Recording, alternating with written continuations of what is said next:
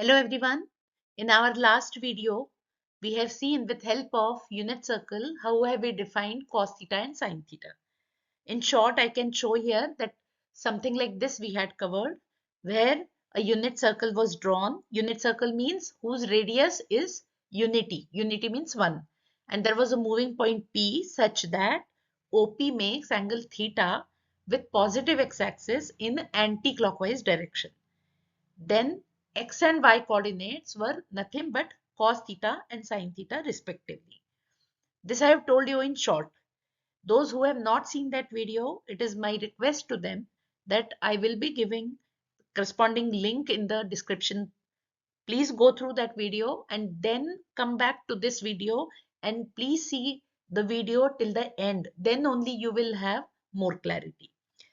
Now, some important observations I want to make from here. First observation, like in our previous video, is that theta is measured positive in anti-clockwise direction.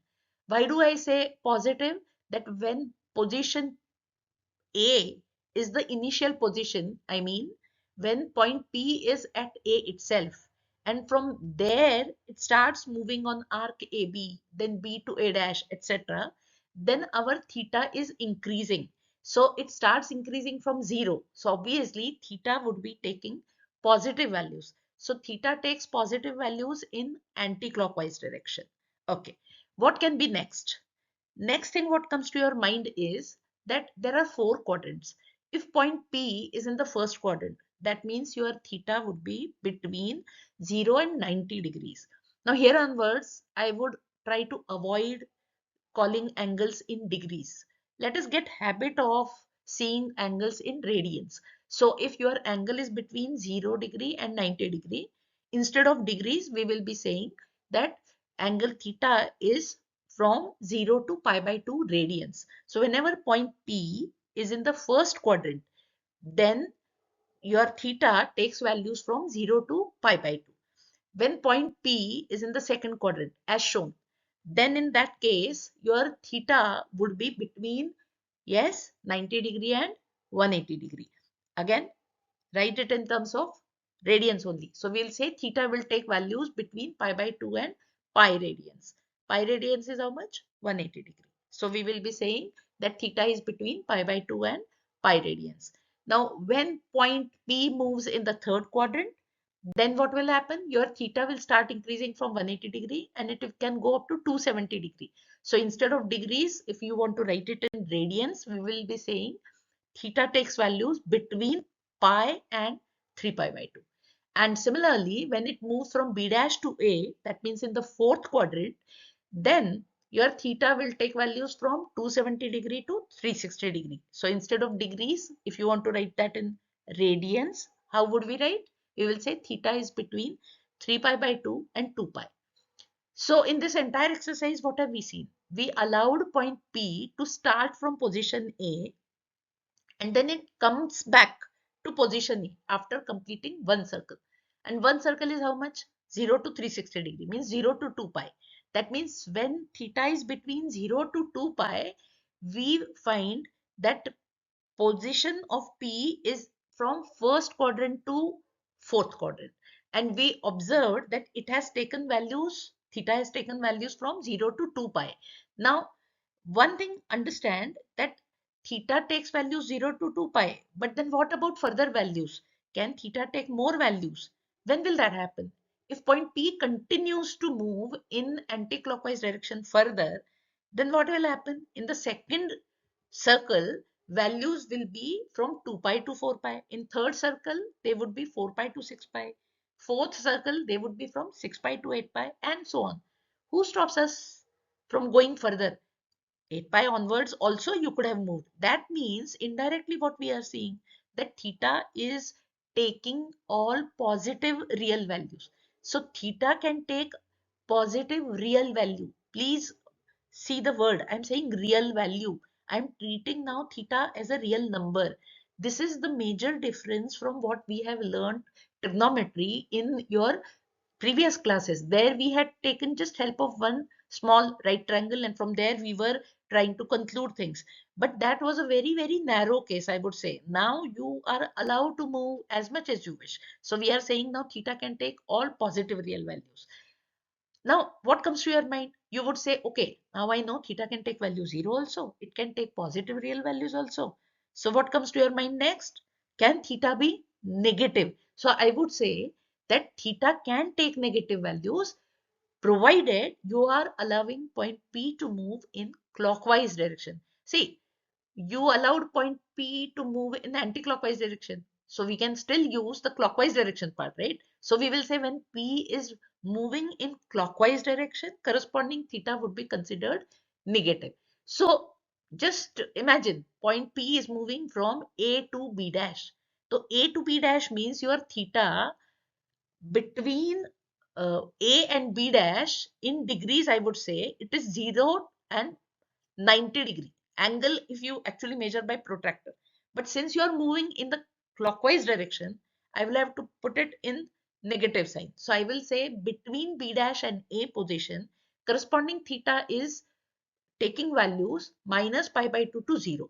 You can allow point P to move from B dash to A dash also, again in clockwise direction, A dash to B also in clockwise direction, B to A also in clockwise direction. So by doing this, what you are doing? You are actually allowing point P to move in clockwise direction and complete the circle. So theta is measured negative in clockwise direction and we are allowing point P to move further in clockwise direction. So what all conclusions you can make from there? Theta will take values minus 2 pi to 0 and in second circle it will be taking values minus 4 pi to minus 2 pi. In third it would be minus 4 pi and between minus 6 pi and minus 4 pi and so on. Again, no one stops us from going further. Theta can take lower and lower values also. That means theta can take every other negative value. So theta can take all negative real values. Theta can take value 0 also. Theta can take positive real values also. So now you are going to consider theta as a real number here onwards. So let us try to make some more observations from unit circle. Now positions A dash and B dash, these are special positions. This is what I had mentioned in my first video. Now when I'm saying that these are special positions, so obviously certain more things are attached with them which we have to look for. Position A has x coordinate 1, 0, B has coordinates 0, 1, A dash has minus 1, 0 and B dash has coordinates 0, minus 1. Now, why do I write coordinates of A as 1, 0? That length OA is nothing but radius and radius is 1 and point is on the x-axis. So its y coordinate is 0 and length OA equal to 1 tells me that x coordinate is 1. So 1, 0 are coordinates of point A. Now A dash is on the left side of y-axis. Length OA dash is still same as 1. But since point is on the left side of y-axis, x coordinate of A dash would be considered with negative sign. So A dash coordinates are minus 1, 0.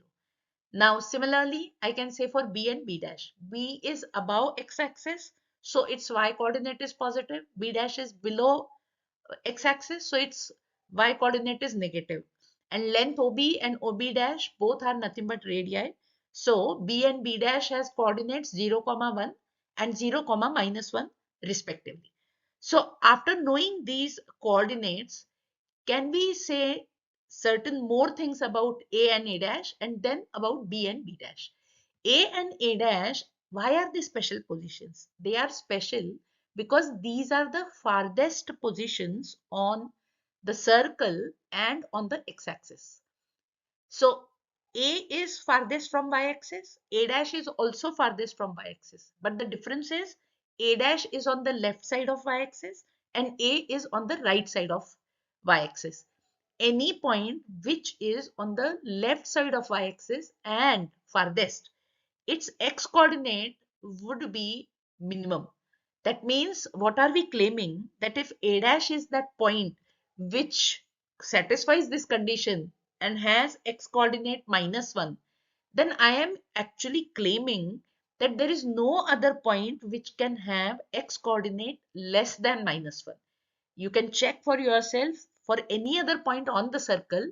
It would be on the right side of a dash, and hence its x coordinate would be more than -1. So a dash is the point which has minimum x coordinate. And what x coordinate stands for? It is nothing but cos theta. So indirectly, what have I found?